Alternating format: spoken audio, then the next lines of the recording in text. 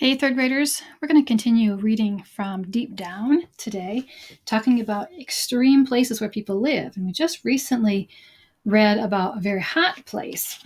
Today, we're going to go someplace that's opposite, very cold. So let's pay attention to a lot of these text features in here. Here's a map that's going to show you where this is located. It's in the Arctic Circle.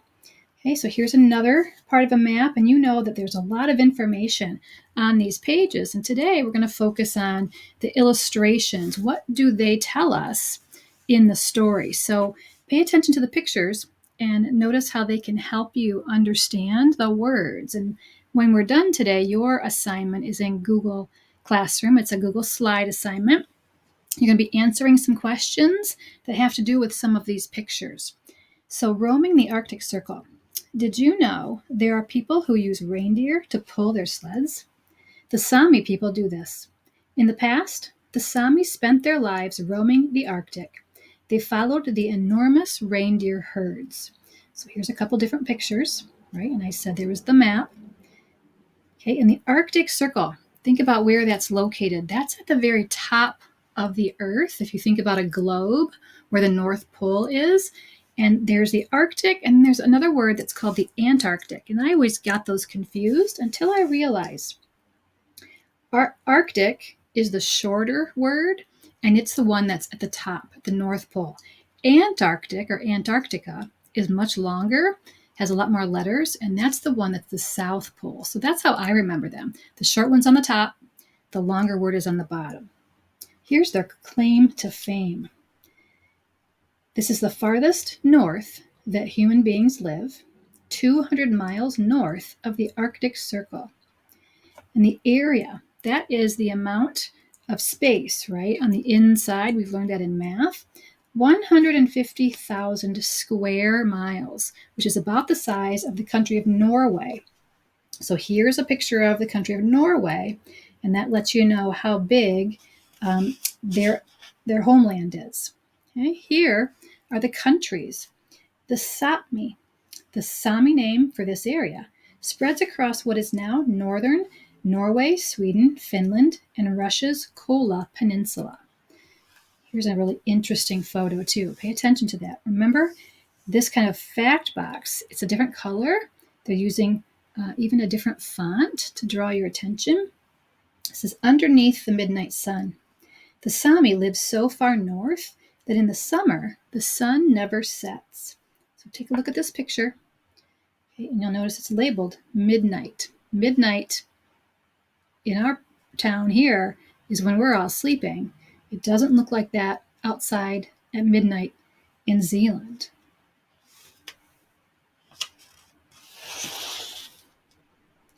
The Reindeer Walkers. The Sami call people who herd reindeer boazovasi. This means reindeer walkers. The herders used to follow the reindeer by foot or on skis. Now they use snowmobiles to herd their reindeer. I wonder, did you notice? Look at the background of this page, the picture that kind of is underneath everything else. Do you see all the reindeer in the back? I wonder if you saw that earlier. An all-in-one animal. Reindeer provide the Sami with meat, hides, and antlers. Most reindeer are allowed to roam free. Some are kept for milking and to pull sleds. Some reindeer can even be saddled like horses. Here's a picture of them, herding them with their snowmobiles. It talks about many uses of reindeer. Okay, so all these different things: food, milk, medicine, clothing, transport, and tools. So let's take a look at those things in a little bit more detail. Food: reindeer meatballs, reindeer sausage, and smoked reindeer are all very popular. Milk: reindeer can be milked like cows.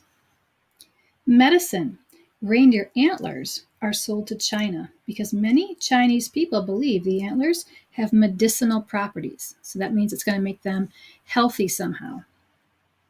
Clothing: reindeer have hairs that are hollow and filled with air. This trapped air makes reindeer fur very warm. So picture reindeer fur to kind of be like a straw. kind of open and hollow on the inside. Transport. Reindeer can be trained to pull sleds. Larger species can be ridden like horses. And finally, tools. Traditionally, reindeer bones were made into tools, such as needles and knives. And there's another photograph at the bottom on page 21. That's not a teepee, that's a lavet. When moving with their herds, the Sami still live in cone-shaped tents. These are called lavets. A lavet can stand winds that are 50 miles an hour. The top of each lavet is open to let out the smoke from large fires. So you can see that right there. Why the pointy toes? Again, here's that yellow box, fact box that's kind of, right, zigzag, kind of drawing attention, right? And it's also that different color, it's yellow. Why the pointy toes? The turned up pointy toes of a traditional Sami reindeer skin boot are designed to hook onto skis. Can I please take a look at your gakti? Now, if we were just to read the words and we didn't have any photographs or drawings, any kind of illustration, it would be hard to understand what a gakti is. So let's read, and then let's look at the photographs as well. The lavet is not the only part of Sami life still in use today. The traditional Sami clothing is called the gakti. It is still often worn on special occasions. The colors, patterns, and buttons of a gakti are a code. They can tell you whether the person is married and which village he or she comes from. Okay, so you can see all very bright and colorful. But let's learn a little bit more about that. Round or square buttons. Traditionally, square buttons mean a person is married. Round buttons mean a person is not married.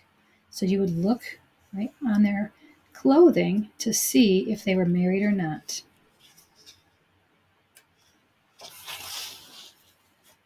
Okay, now we've looked at places that were very extreme, right? The Havasupai people that lived at the bottom of the canyon, right? The very beginning of the story. Then we looked at the Afar people, and they lived in a very hot place.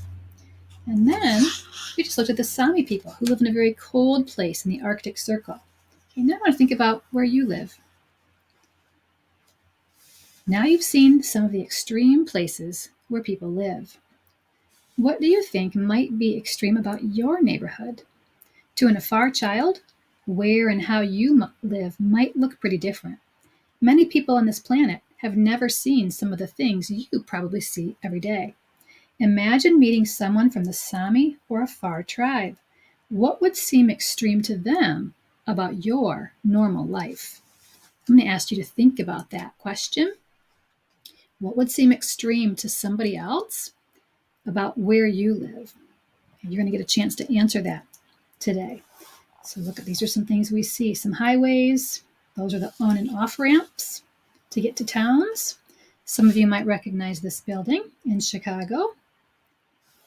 This is something a lot of us do during the holidays. Ooh, this is an old-fashioned picture, but it's a microwave. Not everybody has a microwave. And here's the inside of a shopping mall. Okay, so thinking about what it's like where you live and how very different it is from the people in this book. Okay, remember, this is a nonfiction book, an informational story. So it had all those great text features like maps and those fact boxes, and even the print was a little bit different or bold-faced. It's got the glossary, it's got an index, it's got lots of photographs, right? At the very beginning, we also saw that table of contents. So very different from a chapter book. And today, you're going to answer a few questions about the people in the Arctic, the Sami people, and then also what it's like where you live.